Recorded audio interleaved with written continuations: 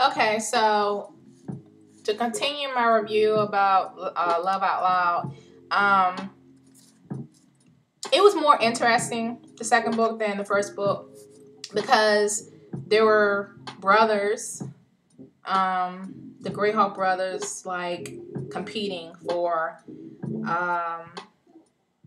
this woman. And initially,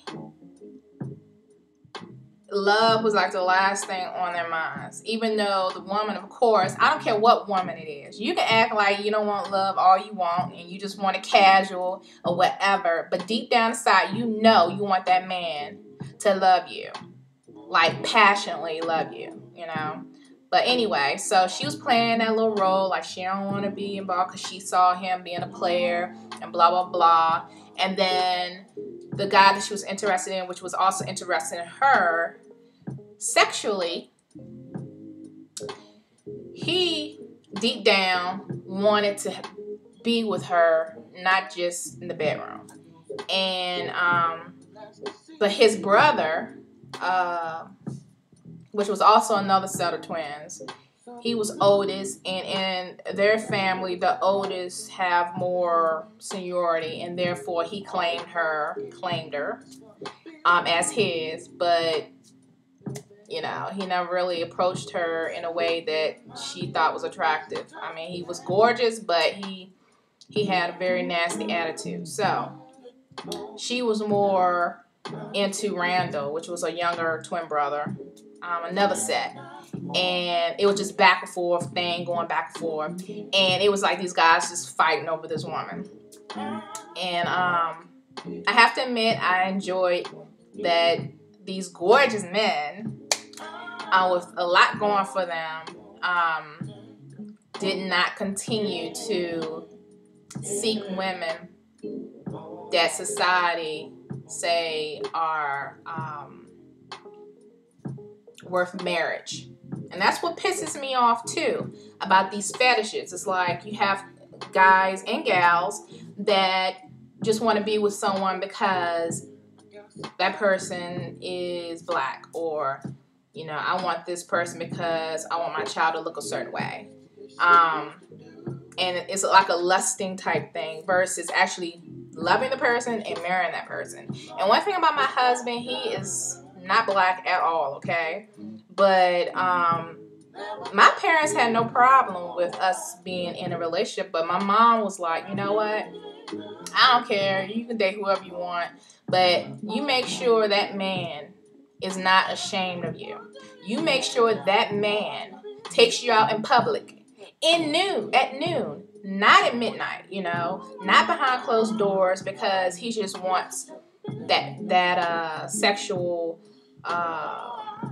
drive or fulfillment, and then don't want to take you around his parents, his family, around his friends, things like that. So you're wasting your time with someone who really is ashamed of you or doesn't want to make a commitment, okay? That's what my mom said. So I took that advice, and that's what annoyed me about these two books in the series. It's like they saw the men, of course, they're drop dead gorgeous, and all the women just like melt when they come around, and they're known for being players and all of that. And it's like, if you can't put a ring on it, okay, put a ring on it and flaunt me around your friends and family and whoever else, then I don't need you. You wasting my time. So anyway, that was my review for that book. I think I gave the book like a 4 out of 5 stars because it was better than the first book. And then the fourth book was called let's see.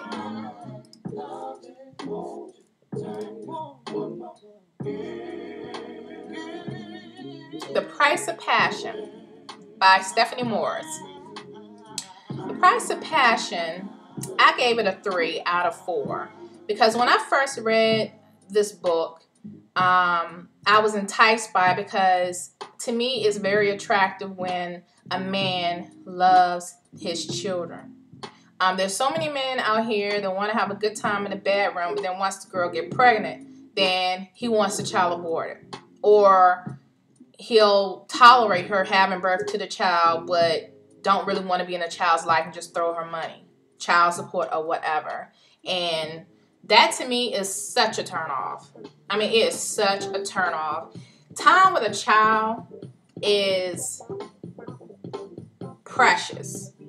The relationship might not work out, but you know what? You better have a relationship with your children. Throwing money at them is, of course, you need for resources or whatever, but at the end of the day, you need to be a father to your children, okay? So, in Price of Passion, this girl, or this woman, she was married once before to an obsessive man who verbally abused her. And when I said verbally, like, he really put her down. And she couldn't get pregnant because he had a low sperm count. But he tried to flip it on her, saying it was her problem. She's the problem why they can't have kids. So he just dogged her or whatever. And she divorced him, and she was like, you know what? Going forward, I'm not trying to be in a love relationship. I'll just, have casual relationships so I can get a sexual satisfaction, but that's about it. So all those years she was thinking, well, I can have sex without birth control because I'm not going to get pregnant anyway. Well, she runs into this beautiful man who was Native American, and he pretty much wooed her at this party, dance or whatever.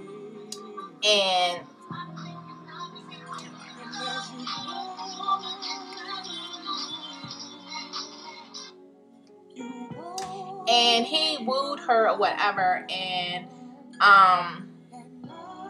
they ended up in the bedroom because it was like a sexual tension, and they just went at it. So after that, she left. She left him in the shower, and she ran away because she didn't want her feelings to get caught up in it. And again, ladies, I don't care if you're saying it's just a sexual thing or you're just trying to get your release. If you have sex with a man, that there's an automatic connection to him. Now, men can, I guess, get away with it by just having sex and moving on. But with a woman, I don't care what anybody say. With a woman, you are connected to that man in a deeper level when you have sex. And she left because she felt a connection with this man. He probably looked at it as just sex. But anyway, so she left. Later on, she got pregnant.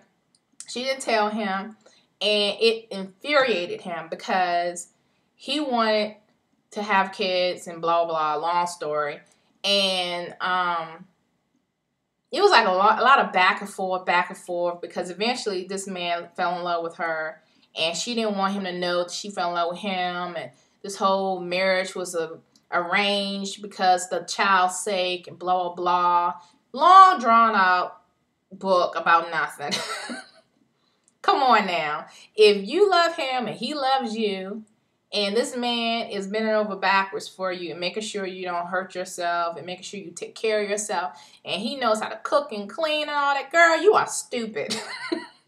She got on my nerves, okay? The leading lady got on my nerves. Her name was Sierra Walker, okay? And then eventually they made it work. But that book, I gave it a 3 because it was a lot of back and forth, redundant conversations. The sexual scene or sexual moments was very vague.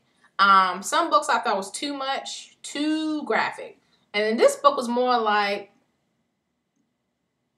Cinderella. And they lived happily ever after. And that's it. It was like, I don't know. I wasn't really feeling it. And again, I really admire men that love and would die for their kids. And this man, he truly loved the idea of having a child.